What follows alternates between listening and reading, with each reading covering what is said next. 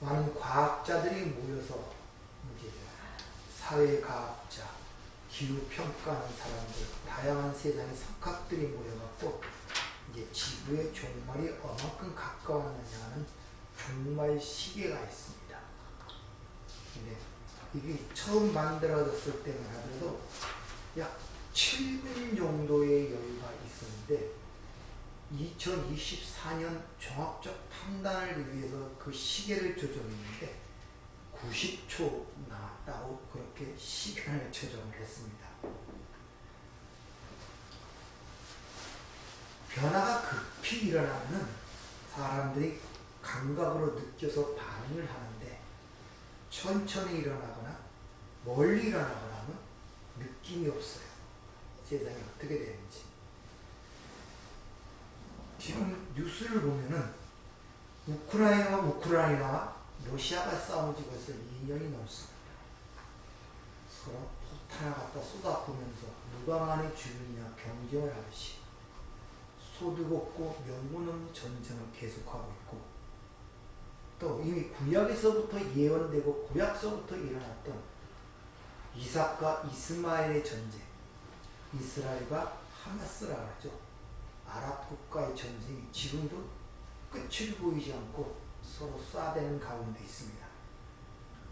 거기다가 이제 점점 더 확전이 돼서 미국까지 거기에 개입이 되고, 그러다 보니까 또 선박들을 공격하는 그런 걸 막기 위하여 다국적 군이 형성된 것만 영국, 프랑스 뿐만 아니라 우리나라도 그 전쟁에 알게 모르게 끌려들어가는 그런 현상들이 일어나고 있습니다.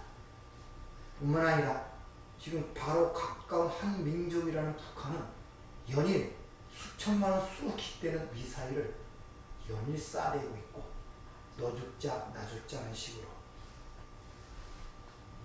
이 나라에서는 마약이 이미 얼마나 밑으로 파고 들어왔는지 상상할 수 없을 정도로 겉으로 드러난 것 외에 그 마약이 우리나라도 안전국가가 되지 않았던 소식들을 우리가 자주 듣습니다.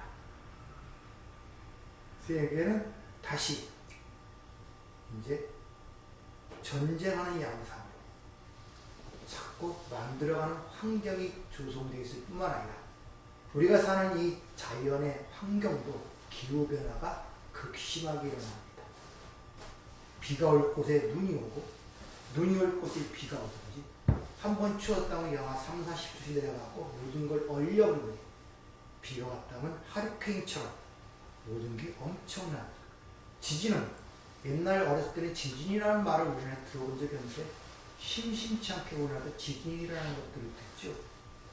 이런 모든 종합적인 것들을 생각해 본다면 사람들이 불안해질 수밖에 없죠.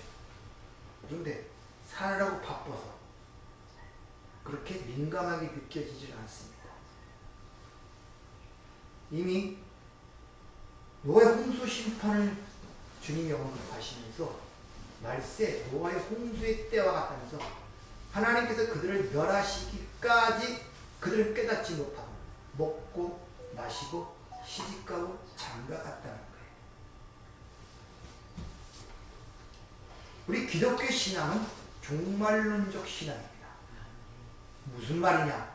오늘 마지막이라는 그런 생각으로 오늘을 사는 거예요. 오늘 내가 하나님 앞에 쓸 수 있다는 생각으로 사는 것이 기독교의 올바른 종말론적 신앙입니다.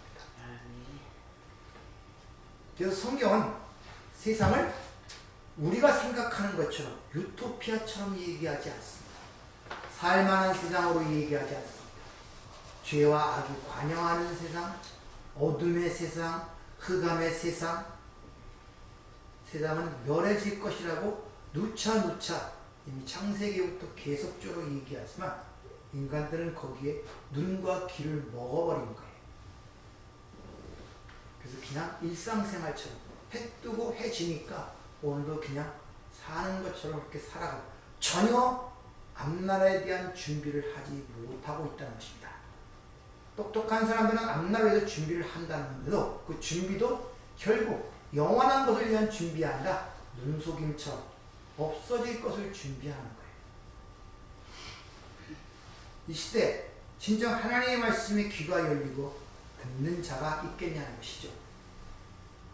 그래서 아무리 목이 터져라 외치고 침을 튀면서 얼굴을 붉히면서 얘기를 해도 점점 힘들어집니다. 그만큼 사람 마음이 강팍해지는 거예요. 무뎌지고 하나님의 은혜만이, 성령의 역사만이 그 굳은 마음을 깨고 들어가 부드러운 마음을 만들어낼 수가 있어요. 아, 네. 오전에 말씀드린 것처럼 이 인본주의적, 율법주의적 이 세상은 굳은 마음, 그걸 낡은 부대 이렇게 얘기를 하죠. 새 것을 담을 수가 없어요. 그걸 수용할 수가 없습니다. 딱딱하게 굳어서. 우리의 삶이 그런 모습을 가졌기 때문에 몸이 아플 수 있다는 것입니다. 정신도 아프고 몸이 아프고. 운동선수들이 운동에 게임에 들어가기 전에 몸을 풀죠. 워밍업이라고. 왜? 혈액을 돌려서 몸을 부드럽게 만드는 거예요. 몸이 굳으면 그 운동하는 동안 다치는 게 많습니다. 근육도 다치고 염증이 생기고. 그래서 워밍업을 많이 하고. 그래서 운동선수들은 워밍업, 사전적 운동을 해서 몸을 데워서 그걸 감당하도록 몸을 활력을 주는 것을 굉장히 중요시합니다.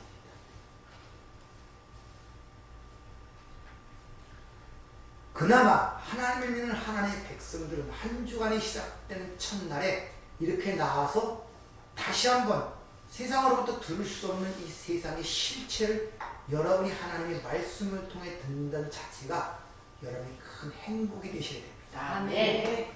그걸 통해서 여러분이 잠자는 영혼들이 깨워져야 되고 자꾸 눈이 멀어가는 세상에 대해 눈이 뜨여서 거기에 미혹되지 말아야 한다는 것을 여러분이 꼭 아시길 바랍니다. 흥망성쇠라는 그것이 이 세속사, 이 역사를 이야기를 해주고 있고 생로병사라는 그 사자성어가 우리 인생들의 그 과정과 결과를 얘기해주고 있잖아요. 우리 인생이라는 게 생로병사로 요약이 돼요. 결국 태어나서 병들고 늙고 죽는 것. 이 세상이라는 역사가 흥하고 망하고 나중에 쇠하는 걸로 끝나는 이 사자성어가 이 역사의 종말을 우리에게 일러주고 있단 말입니다. 그 세상은 여러분들이 어떻게 생각하실지 모르지만 시간이 가면 갈수록 자신의 쾌락과 향락만을 위하여 달려가게 되어 있습니다. 이 시대의 문화의 특징이라면 향락 문화예요. 향락만을 위해서 사는 문화가 되어버렸단 말입니다. 거기에 매스컴이라든지 여러가지 디지털 산업이 발전하다 보니까 인간의 그런 말초적 욕망을 자극하여 그런 걸 끌어낼 수 있는 쪽으로 많이 발전이 돼갖고 사람을 걸러 몰아넣는 거예요. 그들의 신은 바로 향락이 그들의 신이에요. 그래서 밀교라든지 이방 신들의 특징이 뭐냐? 쾌락입니다. 그 고린도 교회에 보면 그 신전에 있는 여사제자가 있는데 복을 받기 위해서는 그 여사제자와 관계를 맺어야 돼요. 매음이 그들의 종교였습니다.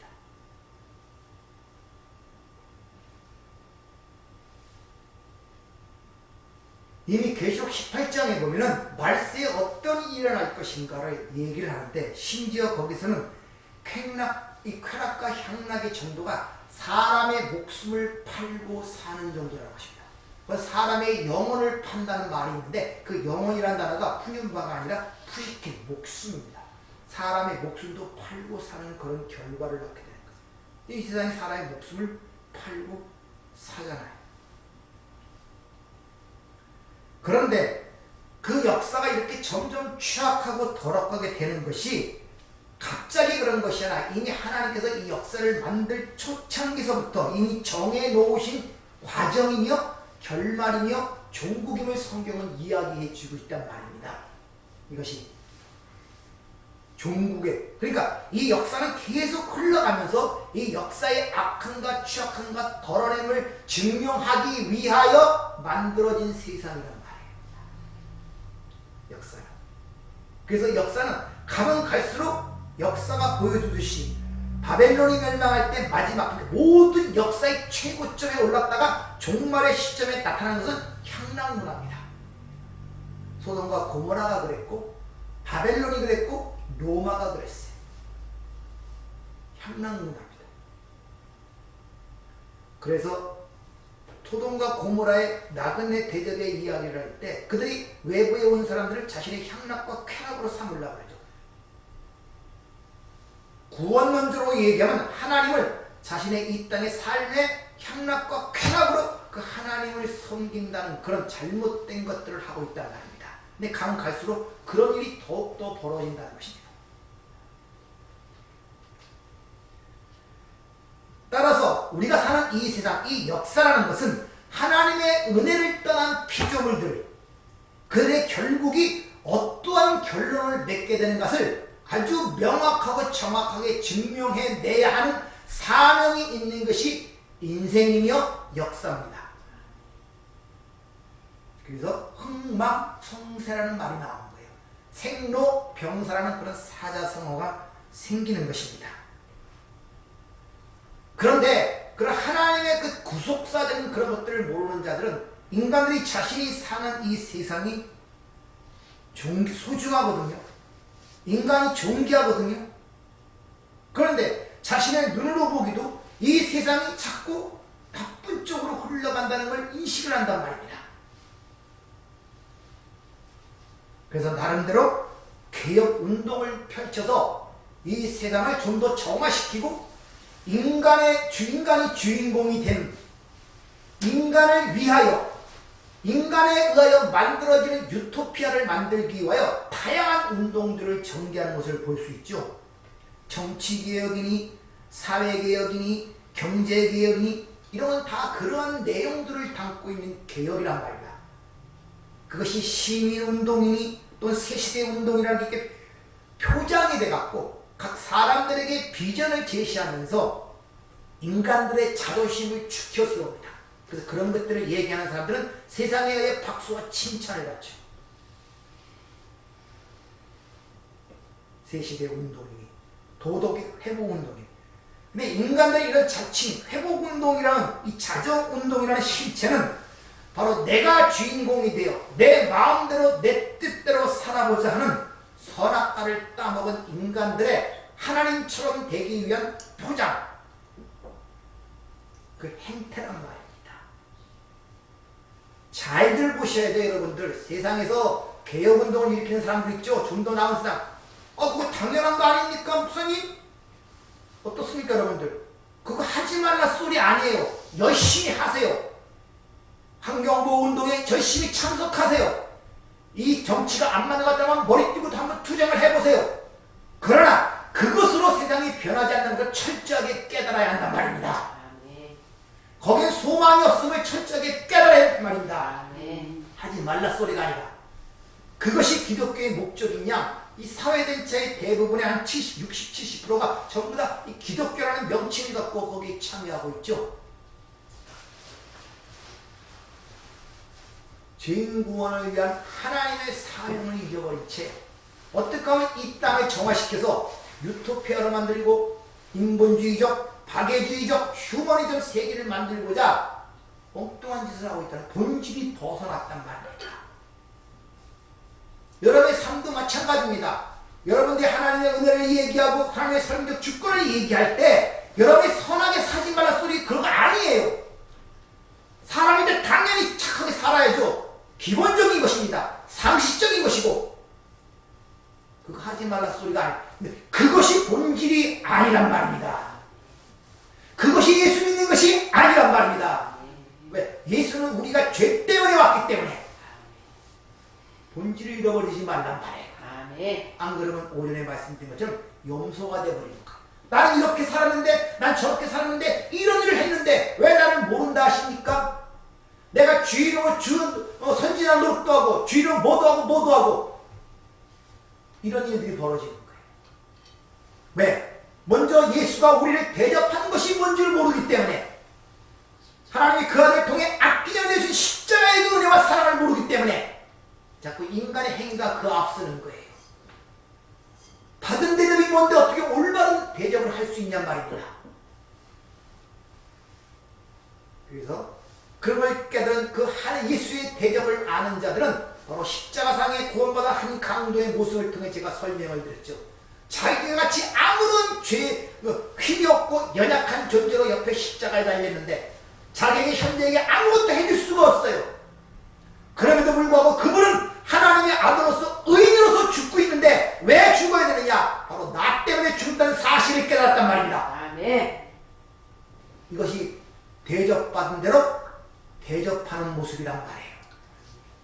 근데 내가 무엇을 대접받았는지 모르는데 어떻게 대접을 할 수 있습니까? 그러니까 기껏해야 윤리 도덕적으로 알아갖고선 불쌍한 사람도 없고 밥 퍼주고 하는 그런 것이 꼭 기독교의 본질이냐? 이것이 예수를 하나님을 대접하는 것이냐? 자기 의의를 갖고 있단 말입니다. 속지 마셔야 됩니다, 여러분들. 선악과는 따먹은 인간들은 이 하나님 되기에 추악함이 얼마나 잘 포장되어 이 땅에 나타나는지 몰라요. 그래서 영소들의 그런 율법적 인본적 행위들은 세상에 의하여 힘을 발휘합니다. 항상 하나님의 은혜를 얘기하고 하나님의 공유를 바라고 불쌍히 여기를 바라는 양들을 핍박하고 대적하고 죽인단 말입니다. 그렇게 예수가 미약한 자로 이 땅에 오셔서 나그네에 오셔서 하나님의 은혜를 얘기하고 공유를 얘기하고 십자가를 얘기하자 율법주의 바리새인과 유들이 그런 십자가에 못 박아버린 거예요. 똑같은 노선을 갖게 돼 있단 말입니다. 이 인본주의적 율법주의적인 바리새인들의 눈에는 항상 세상에서 보이는 세리와 창기는 죄인들로 정죄하여 그들과 상종치를 않습니다. 나는 열심히 율법을 행하여 착하고 선하게 살아서 사회의 정화를 위하여 이 세상을 위하여 살려고 노력하는데 너희는 왜 그런 노력을 안 하고 오히려 죄를 저지르느냐 이렇게 판단을 하고 있단 말입니다. 왜 그런 행위를 안 내놓냐 말입니다. 그리고 엉뚱한 하지 말라는 짓을 하냐? 왜 그런 불성실한 삶을 살아서 우리가 살아야 할 이 소중한 이 세상을 왜 더럽게 만드느냐? 이런 의식으로 바리새인들은 세리와 가늠한 여인들을 정죄하는 것입니다. 그러니까 당연히 그들은 우리를 체면을 깎아먹는 버러지 같은 사람들이라고 취급했고 그들로 죄인을 취급했고 그들을 싫어했고 그들을 미워했다는 것입니다. 왜? 저 추악한 인간들 때문에 내가 사는 세상이 이렇게 더럽게 되고 있다는 거예요. 여러분들 세상을 그런 목적으로 보시지 않습니까? TV에 나오는 어떤 범죄자들 저 때문에 우리나라가 이렇게 되고 저놈 때문에 사회가 이렇게 더럽게 된다고 그런 관점으로 보고 판단하지 않습니까? 바로 저와 여러분 속에 그 율법이 얼마나 강력하게 우리 안에 들어있는지 아시면 놀랄 정도예요. 그래서 그 사실과 진실을 알기 전에 판단부터 나오는 거예요. 너 때문에 이 사회가 이렇게 되니까. 너 때문에 이렇게.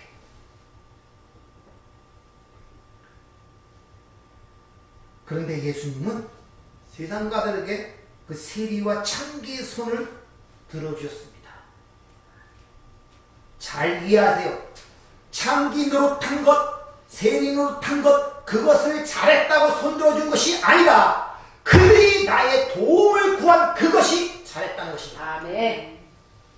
그러니까 내 죄로 인하여 사회적 도덕적 죄로 인하여 그걸로 인하여 내가 예수를 믿게 되고 예수에게 자비를 구하게 되면 그것은 오히려 그에게 죄를 진 것이 복이 되는 거예요. 그래서 죄가 은혜가 된단 말입니다. 그러나 그런 자체를 안 한 자들은 하나님의 도우심을 구하지 않습니다. 왜? 자기는 그렇게 살지 않았기 때문에.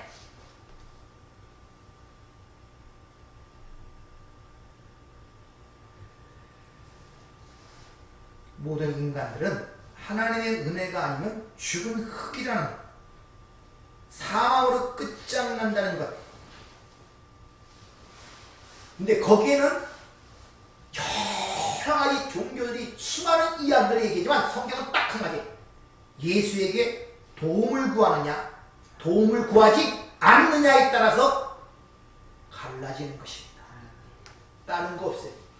그 사람의 밴댕이나 재능이나 업적이나 공로에 갈라지는 것이 아니라 그가 예수의 도움을 구한 자냐 아니냐에 따라서 갈라진단 말이에요.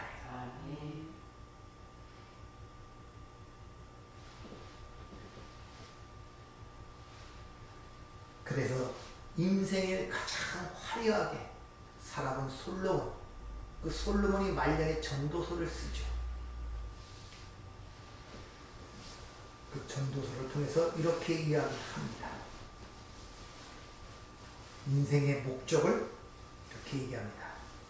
내가 내 마음속으로 이르기를 인생들의 일에 대하여 하나님이 그들을 시험하시리니 그들이 자기가 짐승과 다름이 없는 줄을 깨닫게 하려 하심이라 하였노라. 인생이 당하는 일을 짐승도 당하나니 그들이 당하는 일이 일반이라 다 동일한 호흡이 있어서 짐승이 죽음같이 사람도 죽으니 사람이 짐승보다 뛰어남이 없음은 모든 것이 헛됨이로다. 다 흙으로 말미암았으므로 다 흙으로 돌아가나니 다 한 곳으로 가거니와 인생들의 혼은 위로 올라가고 짐승의 혼은 아래 곧 땅으로 내려가는 줄을 누가 알랴. 자, 하나님께서 인생과 역사를 창조하시고 만들어내신 것은 하나의 시험장이라는 것입니다. 그 시험이 뭐라고 하냐면 인생이 짐승보다 나은 것이 없으며 결국 죽은 흙으로 돌아가는 것을 경험하고 그것을 가르치는 시험장이라는 거예요.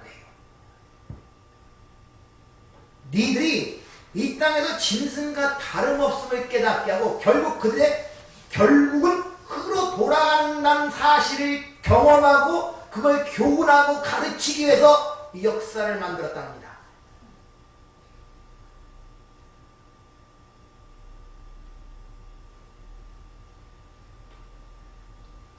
근데 모든 인간들은 그런 사실, 역사 속에서 인간 스스로 열심을 내어 자신들의 건축물을 만들어 가는 거예요. 그것을 한 번에 사라질 것임을 알지 못하고. 근데 하나님이 바벨탑 사건처럼 쌓도록 내버려 둡니다. 그리고 꼭대기 이를 만하면 그때 그걸 헐어버리는 그런 모습으로 바벨탑 사건을 통해서 보여주죠. 그러니까 니들이 열심히 쌓도록 내버려 두고 그게 어느 한순간에 사라지는 사건을 통하여 하나님께서 너는 건축을 세울 자가 아니라는 걸 가리키고 있다. 아멘. 여러분 인생을 행복하게 살려고 부단히 노력한 경험들이 있어요. 지금도 그렇게 노력하고 있고 나름대로 머리를 써가면서 인간관계를 잘하면서 부지런히 여러가지 재물을 걸어가면서 가족의 진짜 세밀하게 생각하는 가족의 화목함과 평화로움과 인생의 어떤 행복을 위해서 애쓰고 살아오셨지 않습니까? 근데 그게 어느 정도 된 것 같으면 탁 깨지는 것들을 못 느낍니까? 오히려 그걸로 인하여 상처를 받고 그걸로 인하여 원망하게 되고 그런 것들을 우리에게 경험하시게 하신 이유가 바로 너희가 짐승과 다름없음을 깨닫게 하려 하기 위해서 그렇게 하신다는 것입니다. 그래서 솔로몬이 전도서를 시작할 때 해 아래 수고하는 모든 것이 다 헛되다는 말로 이야기를 하는 것입니다.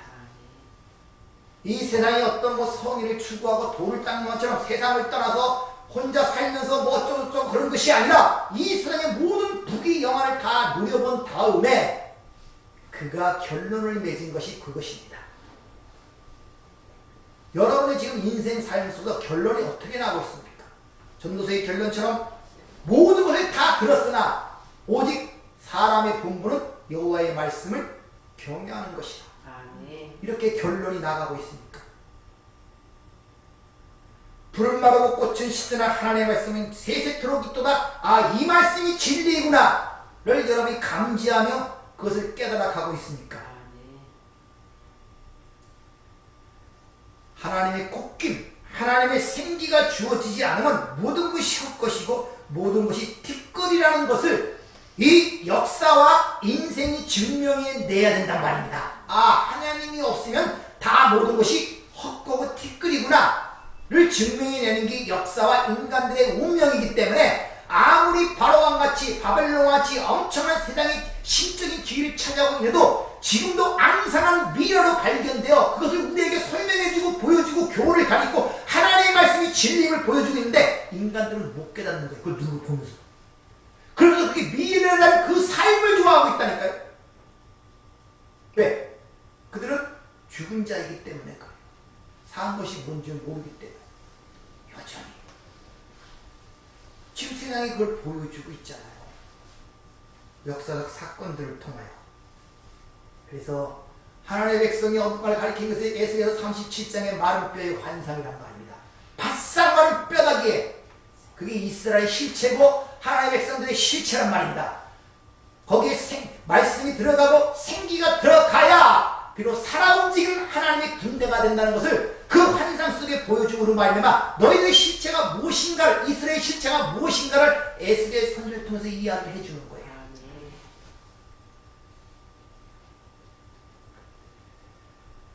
그래서 하나님께서는 당신의 백성들을 가르치기 위하여 바로 염소와 함께 살게 하는 거예요.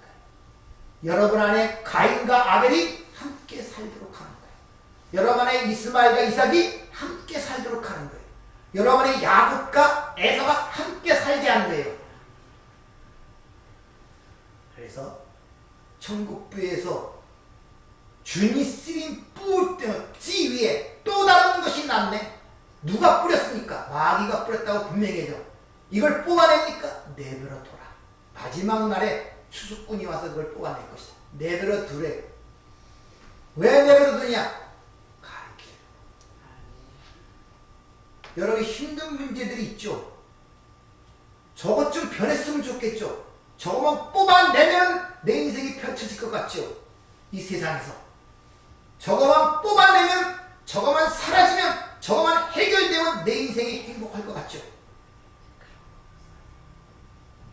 그 여러분의 생각, 하나님이 거기 두셨다는 것을 아시길 바랍니다. 따라서 여러분들을 뽑아내서 내 행복을 추구할 것이 아니라 그를 통하여 하나님의 가르침을 올바로 받는 것이 올바른 관점을 하는 하나님의 백성들의 눈이란 말입니다. 그럼 거기서 보화를 캐낼 수가 있는 거예요. 보화. 거기서 하나님을 만나는 것입니다. 구약의 모든 사건들을 보면 다 절망적인 순간에서 하나님을 만납니다. 행복하고 잘 살 때 안 만났습니다. 모세가 애굽의 궁전에 살 때 하나님 만났습니까? 아니에요. 광야에서 40년, 80세가 노인이 됐을 때 주님을 만났어요. 야곱이 모든 평생 동안 잃어버린 한순간에 잃어버린 그 순간에 야복 강가에서 하나님을 만났습니다. 다윗도 마찬가지입니다. 사울왕의 칼날을 피해 미친 탐에 돌아다니며 그 칼날에 죽을 고비를 넘기는 그 와중에서 여호와는 나의 산성이시여 요새요 방패요 나의 모든 것 된다고 고백이 나왔지, 그가 왕위에 올랐을 땐 그런 고백이 나온 것이 없어요.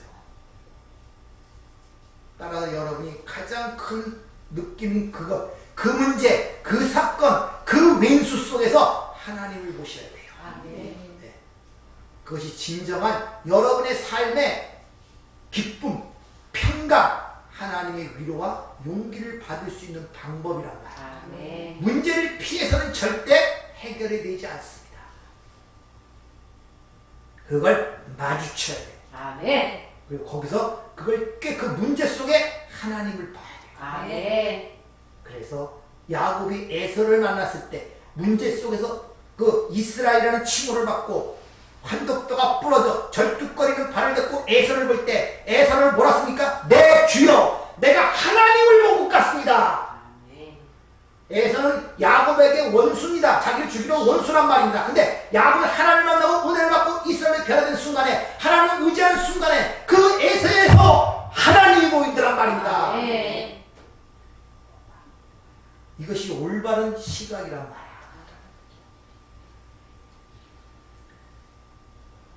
지난주에 말씀드렸처럼 하나님은 이 땅을 뱀의 먹이로 주셨다는 걸 꼭 기억하세요.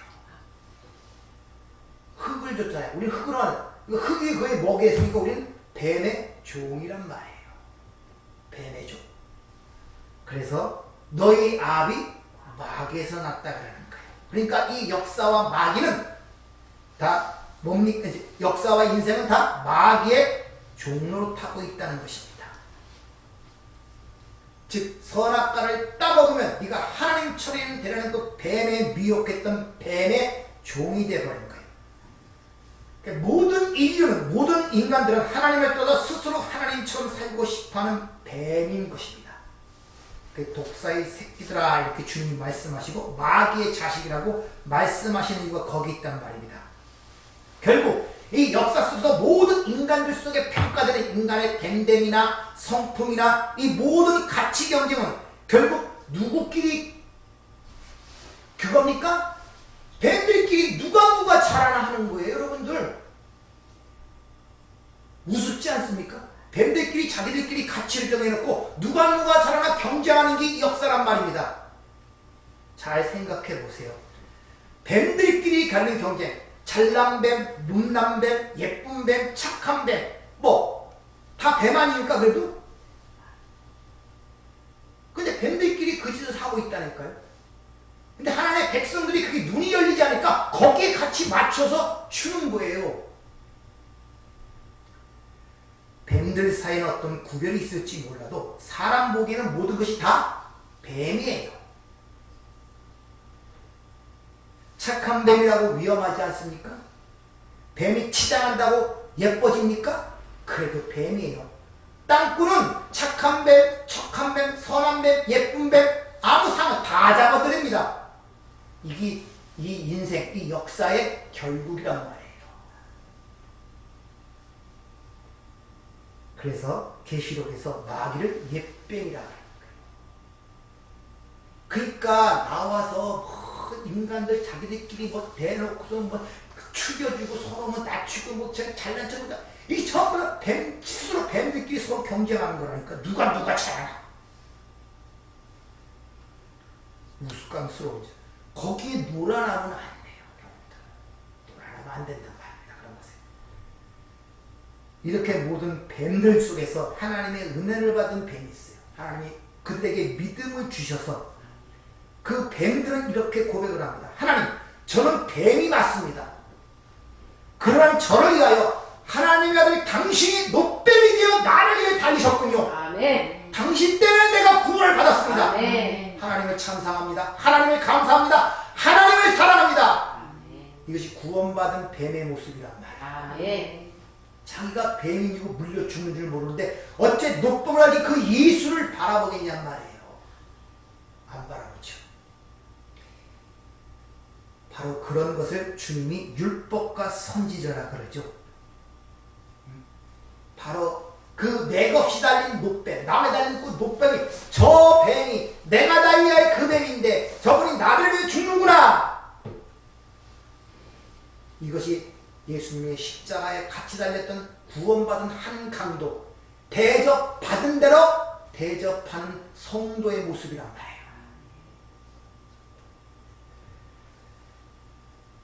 그 십자가의 상황을 뭡니까? 복음으로 이해하는 거예요. 아무도 못 알아보는데 똑같이 달린 강도 한 강도는 뭐랍니까? 네가 진짜 구세주면 내려오라고 그러잖아요. 내가 왜 뱀이냐? 내가 여기 달려있느냐? 이런단 말입니다. 어떤 상황을 볼 때 아까 얘기했죠.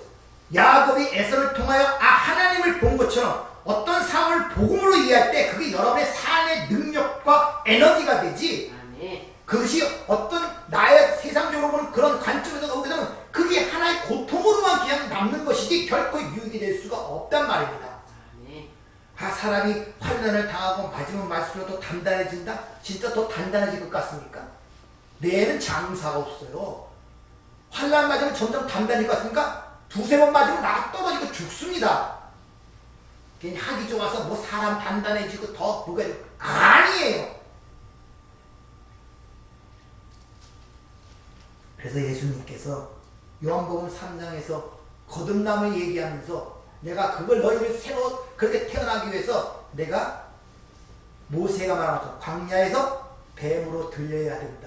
모세가 뱀을 든 것처럼 내가 들려야 한다. 이렇게 그 뱀 사건을 십자가의 사건으로 풀어주는 내용이 거기에 기록이 되어 있는 것입니다. 아멘. 이같이 성도는 반드시 자기의 실체를 직시하고 인정하게 되어 있다는 것입니다. 그리고 자기를 위해 그 예수님이 뱀이 되어 죽으셨다는 것을 믿음으로 알게 되고 거기서 고백을 하며 거기서 넘치는 사랑을 내가 알게 됩니다. 오늘 본 말씀 그 사랑의 확증으로 성령을 주셨다는 거죠. 성령을 우리에게 보증으로 주셨다는 것입니다. 아멘. 그러므로 그 사랑을 우리가 깨달을 수 있다는 것이죠. 아멘. 이런 구원받는 내용의 상황을 어떤 상황을 설정하여 구약에 나오는데 한번 들어보세요. 스가랴서 3장 1절부터 5절까지 말씀입니다. 대제사장 여호수아는 여호와의 천사 앞에 섰고 사탄은 그의 오른쪽에 서서 그를 대적하는 것을 여호와께서 내게 보이시니라. 여호와께서 사탄에게 이르시되 사탄아 여호와께서 너를 책망하노라. 예루살렘을 택한 여호와께서 너를 책망하노라. 이는 불에서 꺼낸 그슬린 나무가 아니냐 하실 때에 여호수아가 더러운 옷을 입고 천사 앞에 서 있는지라. 여호와께서 자기 앞에 선 자들에게 명령하사 그 더러운 옷을 벗기라 하시고 또 여호수아에게 이르시되 내가 내 죄악을 제거하여 버렸으니 내게 아름다운 옷을 입히리라 하시기로 내가 말하되 정결한 관을 그의 머리에 씌우소서 하매 곧 정결한 관을 그 머리에 씌우며 옷을 입히고 여호와의 천사는 곁에 섰더라. 자, 심판자이신 하나님 앞에 더러운 죄의 옷을 입고 여호수아, 대제사장 여호수아가 거기에 서 있습니다. 근데 반대편에 사탄에 서갖고 그 여호수아를 대적하는 거예요. 저 더러운 모습을 봐라. 참소하고 있단 말이에요. 하나님 앞에서. 그러니까 사탄이 지금 더러운 옷을 입고 있는 여호수아를 참소할 정도면 사탄은 그보다 지금 깨끗하게 보인다는 것입니다. 그러니까 참소를 하는 것이죠. 그러니까 하나님께서 이렇게 사탄이 여호수아, 더러운 옷을 입고 있는 여호수아를 참소하자 하나님이 사탄에게 뭐라고 말씀하시냐면은 이 사람은 내가 방금 불에서 꺼낸 사람이기 때문에 불에 거슬려서 이렇게 더러운 옷을 입고 있다 하고 사탄을 책망하는 모습이 여기 기록되어 있습니다. 여기서 중요한 사실이 밝히는데 이건 하나님의 심판대에서 일어나는 일인데 지금 우리가 하나님 앞에 심판대 앞에 섰을 때 불에 통과한 하나님의 백성들은 더러운 옷을 입고 그 환난의 흔적을 갖고 하나님 앞에 쓴다는 거예요. 깨끗한 옷을 갈아입고 쓰는 것이 아니라 그 환난을 통한 불에 거슬린 그 옷을 입고 하나님 앞에 쓴다는 것을 우리에게 보여주고 있단 말입니다. 근데 에스겔서 3장 스가랴 3장 4절을 보면 그 더러운 옷을 죄라고 이 얘기를 하고 있어요. 그러니까 여호수아가 죄를 벗고 하나님 앞에 쓰는 것이 아니라 그 여호수아가 역사라는 과정을 통하여 불에 그을리신 모습으로 더러운 옷을 입고 그 앞에 쓴다고 지금 이 상황을 우리에게 이야기해 주고 있단 말입니다. 그리고 거기 섰을 때 사탄이 저 더러운 것을 왜 여기 쓰게 했느냐 이렇게 참소를 하자 뭐라고 얘기하느냐 얘는 더러운 것이 아니라 환난 불에서 거슬려서 그래. 그러니까 이에게 새로운 옷을 입혀라 이러는 거예요. 그 앞에서 오늘 옷을 갈아입혀 주시는 아멘. 그 에스겔서 21장에 아니 요한계시록 1장에 하늘에서 하나님이 준비한 예복이 내려오죠. 아멘. 신랑 신부로 그 얘기를 하고 있단 말입니다. 그리고 그 중요한 것은 그 옆에 보증 증인은 누구이냐 여호와의 사자 즉 예수님이 보증으로 그와 함께 계시는 내용이 바로 또 거기 기록되어 있잖아요. 여호와 사자가 옆에 있다. 그가 그 불에 그슬린 여호수아의 보증으로 서 있는 거예요. 나와 함께 환난을 통과한 자라는 거예요. 아멘. 그저 하나님이 그에게 옷을 갈아입히라 그러고 그를 참소하는 그에게 그는 내가 선택하여 불에서 거슬렸기 때문에 그런 것이지 네가 얘기하는 그런 죄 때문에 그런 것이 아님을 가르쳐주고 있다는 것이죠. 이걸 구원이라고 이렇게 이야기를 하고 있단 말입니다. 아멘. 그러니까 성도를 이 땅에 스스로 갈고 닦아서 깨끗한 옷으로 갈아입고 그 왕 앞에 쓰는 것이 아니라 역사 속에서 이 불을 통과하여 폭로된 하나님의 백성이 하나님의 은혜와 긍휼로 값없이 그 앞에서 예복을 받는 거예요. 아멘.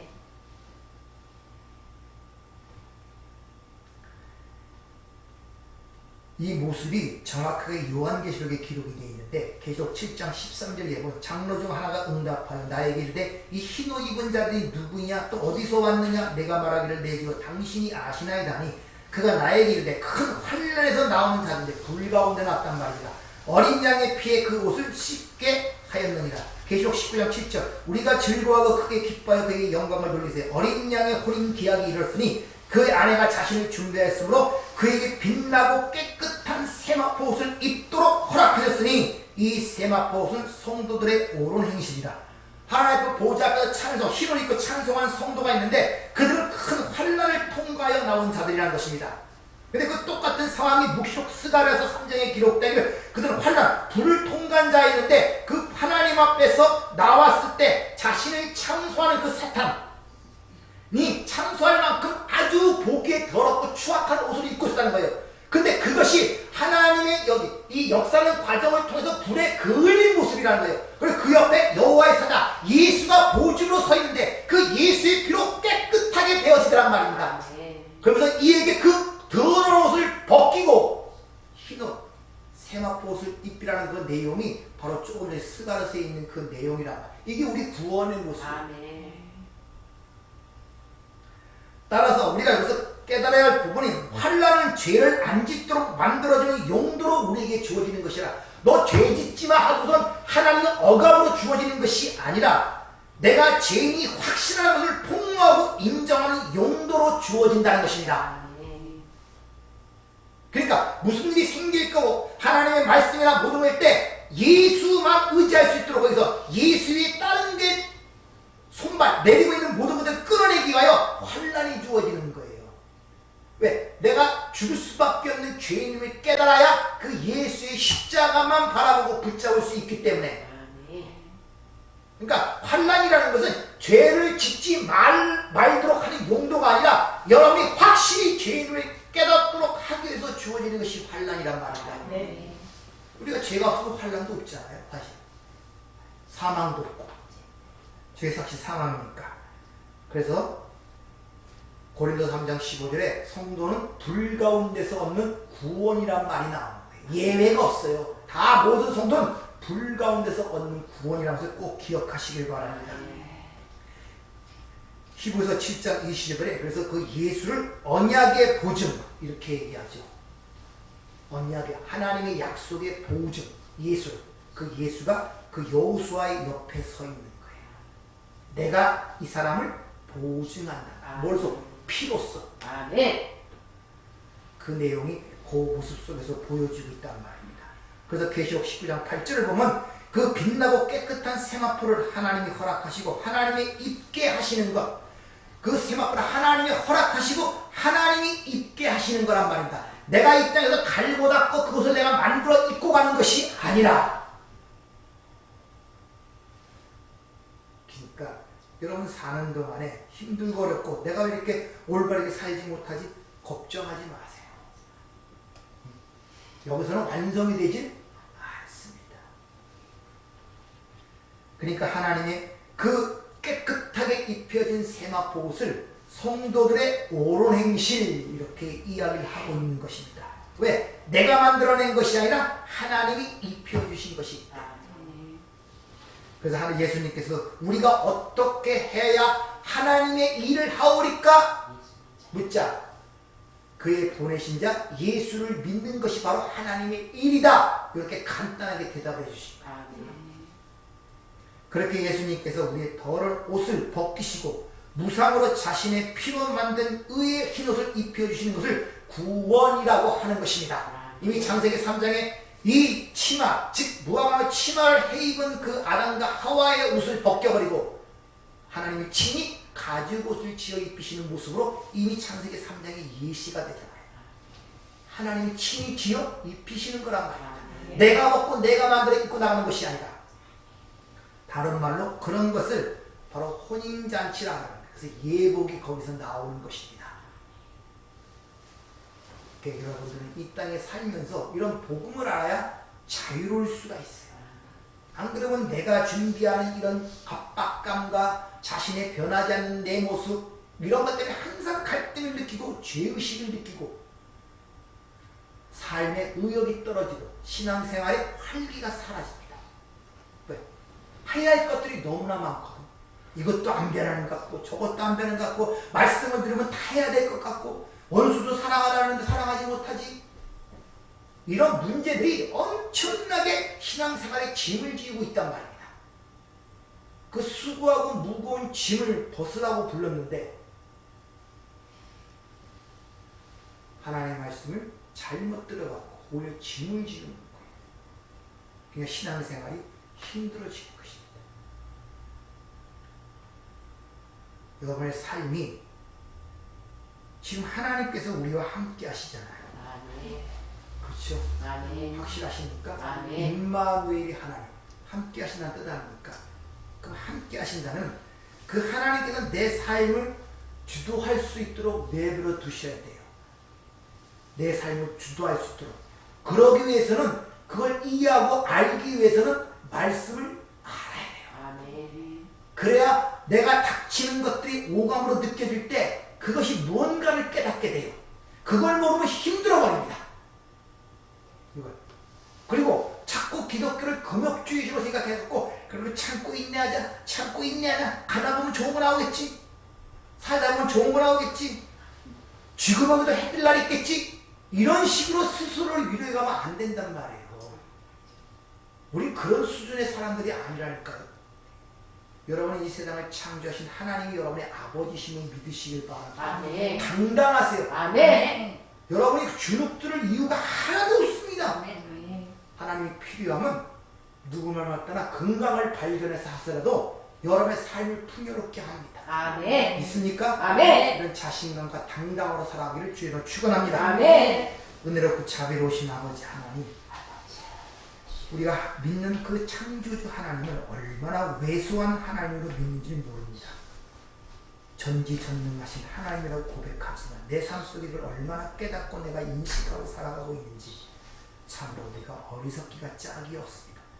주님 우리에게 믿음을 더해 주시옵소서. 아멘. 믿는 자에게 능치 못함이 없다고 말씀하신 아버지 하나님, 우리가 더욱더 눈을 열어 하나님의 말씀이 내 안에 삶의 진리가 될 때 우리의 삶이 좀 더 자유로울 수가 있고 아멘. 바다를 아버지 산을 우리가 관할하며 그걸 뛰어넘고 이길 수 있는 믿음의 사람이 될 수가 있습니다. 아멘. 무엇보다 기도할 수 있는 특권을 허락하셨사오니 힘들고 어려울 때마다 기도하게 하시고 아멘. 기도의 응답을 통하여 참으로 하나님이 나와 함께 하시는 확증을 갖고 올 한 해도 이기는 승리의 삶을 살 수 있도록 저희들을 축복하여 주시옵소서. 아멘. 예수님 이름으로 기도하옵나이다. 아멘.